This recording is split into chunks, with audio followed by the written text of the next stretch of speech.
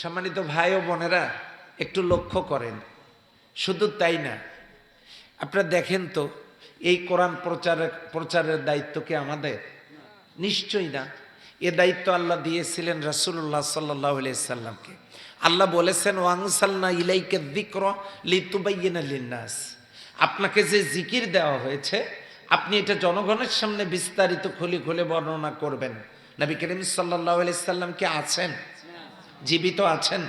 সাহাবাজগণ আছেন? তাবিঈগণ আছেন? তাবিঈনগণ আছেন? নেই।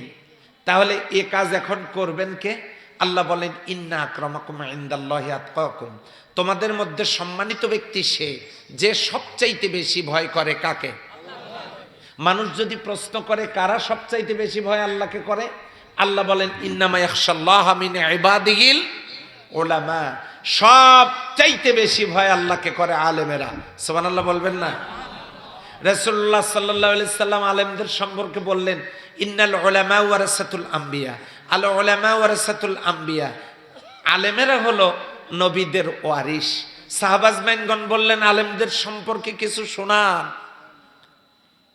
আল্লাহর হাবিব সাল্লাল্লাহু আলাইহি সাল্লাম বললেন, তারকা খচিত আসমানে পূর্ণিমার চাঁদের যে মর্যাদা, আমি নবী যখন থাকবো না, আমার উম্মতদের ভিতরে আলেমদের সেই মর্যাদা।